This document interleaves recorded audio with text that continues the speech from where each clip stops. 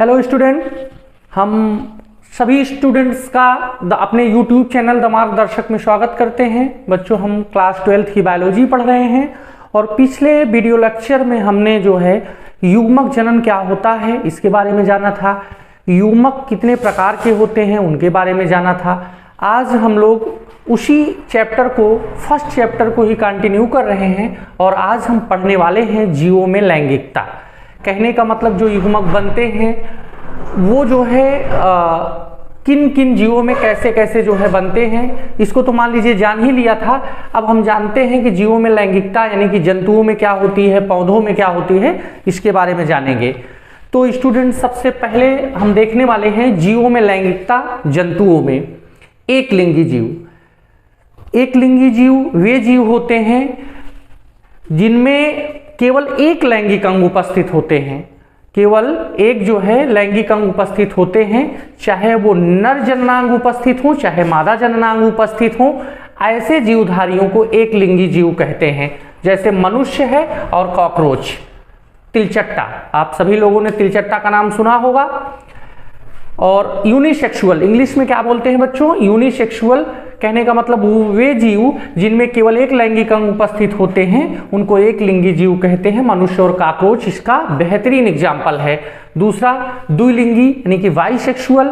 वे जीवधारी जिनके शरीर में दोनों लैंगिक अंग, नर जननांग और मादा जननांग दोनों उपस्थित होते हैं, उनको द्विलिंगी जीव कहते हैं, जैसे केचुआ, जोक और स्पंज। ये द्विलिंगी के उदाहरण हैं। अब जो है हम देखेंगे कि जीवों में जो लैंगिकता होती है वो पादपों में कैसे। एक लिंगाश्रयी, विषम थैलेसी या एक लिंगी।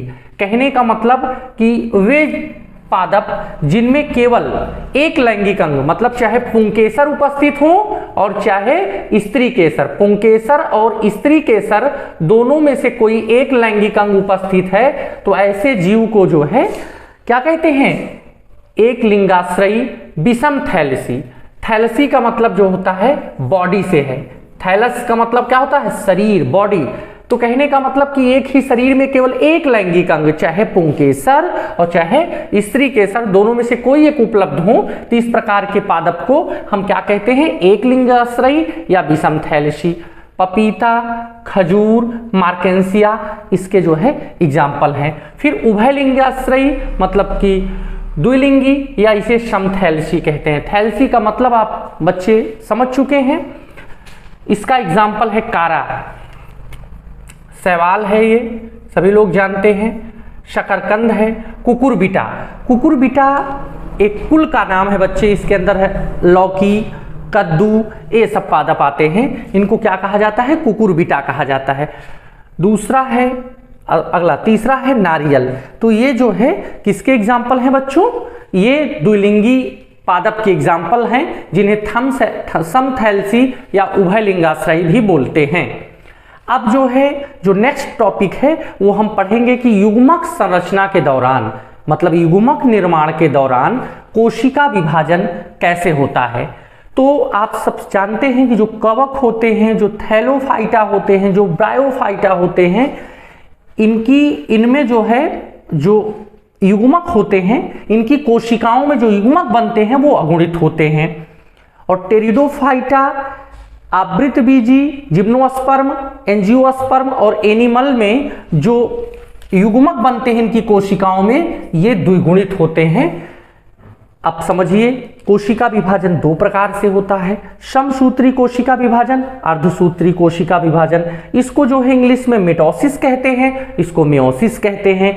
तो इनमें इनकी कोशिका, जो जनक कोशिका होती है वो द्विगुणित होती है, और समसूत्री विभाजन के बाद जो संततियों का निर्माण होता है उनमें भी, उनकी कोशिकाओं में भी जो है द्विगुणित गुणसूत्र होते हैं।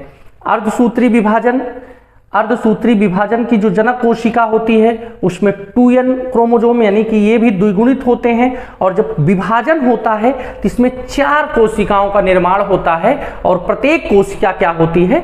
अगुणित होती है। और इसके जो जनक कोशिका होती है बच्चे, इसे मियोसाइट्स कहते हैं। क्या कहते हैं? मियोसाइट्स। तो कुल मिला के अर्धगुणसूत्रण में गुणसूत्र की संख्या और युग्मक में गुणसूत्र की संख्या कैसे निर्धारित की जाती है इसको आप समझ लीजिए। उसके बाद यहाँ पे हमने लिख रखा है जीव का नाम, अर्धसूत्रण में गुणसूत्रों की संख्या, अर्धसूत्रण मतलब 2n, और ये जो है युग्मकों में गुणसूत्रों की संख्या। कल ही हमने बताया था स्टूडेंट, जो युग्मक होते हैं वो सदैव अगुणित होते हैं। तो इस सारणी के माध्यम से तमाम जीवों के आप जो है गुणसूत्रों की संख्या अर्धसूत्रण में कितनी होती है और युग्मक में कितनी होती है बड़ी आसानी से निकाल सकते हैं। जैसे सबसे पहले हमने लिख रखा है मनुष्य। मनुष्य में 46 गुणसूत्र इसके अर्धसूत्रण में होते हैं और युग्मक में कितने गुणसूत्र होते हैं? 23। इधर देखिए ना, ये गुणसूत्र की संख्या आधी हो जाती है, n तो n, 2n था तो n, 2n था तो n, 2n था तो n, ऐसे ऐसे इसकी संख्या आधी हो गई। और इसमें देखिए जो कवक, थैलोफाइटा, ब्रायोफाइटा, इसमें तो हमने कवक, ब्रायोफाइटा, टेरिडोफाइटा एक को नहीं लिखा है ना, तो ये वाला फॉलो हो रहा है, ये कंडीशन यहाँ पे फॉलो हो रही है स्टूडेंट। देखिए घरेलू मक्खी में जो है 12 गुणसूत्र होते हैं, अर्धसूत्रण में जिसमें 6, तो आप ऐसे आराम से निकाल लेंगे। 2n की संख्या जो रहेगी उसको गुणसूत्रों की संख्या यानी कि युग्मक में आधा कर देंगे और इसमें जो रहेगी इसका दूना कर देंगे, तो आराम से स्टूडेंट आप लोग निकाल लेंगे। अब जो है यहाँ पे देखिए ये 2n से 2n हुआ है, ये देखिए कंडीशन यहाँ पे कहाँ फॉलो हो रही है, ए वाली अर्ध सूत्री विभाजन वाली जो है कंडीशन फॉलो हो रही है। तो इस तरह जो है आप आराम से इन सब चीज़ों को जान सकते हैं।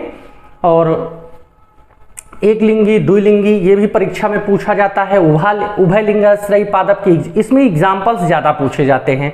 और कभी कभी अर्धसूत्रण में गुणसूत्रों की संख्या इतना है तो युग्मक में गुणसूत्रों की संख्या ज्ञात करनी होती है स्टूडेंट। तो ये सब चीज़ें हम जाने कि युग्मक संरचना के दौरान कोशिका विभाजन कैसे होता है। अब हम लोग पिछले वीडियो लेक्चर में देखे थे कि युग्मक जनन क्या होता है, और फिर बीच में टॉपिक दिया गया था एनसीईआरटी के अंतर्गत कि जीवों में लैंगिकता क्या होती है, और एक लिंगी, द्विलिंगी जीव क्या होते हैं, मतलब जंतु क्या होते हैं, और एक लिंगी, द्विलिंगी पादप क्या होते हैं, इसको जाना। और जो है युग्मक संरचना के दौरान कोशिका विभाजन किसमें किसमें कैसे कैसे होता है ये भी जाना। तो इसमें एक चीज और जान लीजिए, अगर मान लीजिए इसकी जनक कोशिका n है तो जो विभाजन होगा वो n ही होगा ना, ऐसा तो नहीं है कि ये आधी हो जाएगी n/2 n/2, ऐसा नहीं है। तो कुल मिला के समसूत्री विभाजन में ये दोनों कंडीशंस अप्लाई हो सकती हैं। और इसमें अर्धसूत्री विभाजन में आपने देखा ही, इसमें जो है गुणसूत्रों की संख्या जो है आधी हो जाती है। नेक्स्ट जो है जनरेशन में गुणसूत्रों की संख्या आधी हो जाती है।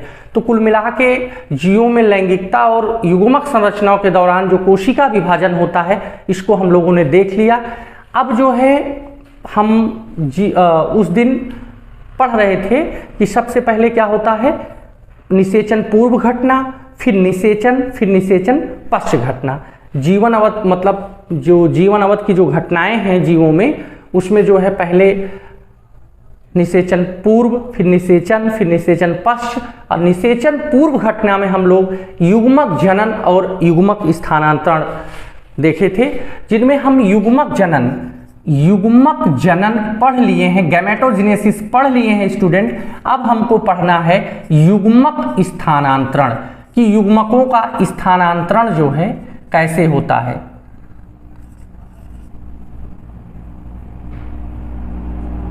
स्थानांतरण, युग्मक का स्थानांतरण कैसे होता है इसको हम जानेंगे। तो कुल मिला के जो है ये वीडियो लेक्चर आपको पसंद आया हो तो हमारे वीडियो को जो है लाइक और सब्सक्राइब करेंगे। और हम जो है नेक्स्ट चैप्टर में और नेक्स्ट लेक्चर में पढ़ने वाले हैं युग्मक स्थानांतरण। तब तक आप सभी बच्चे चैप्टर फर्स्ट में जितनी चीजें आपको पढ़ाई गई हैं सब आप दोहराते रहिएगा।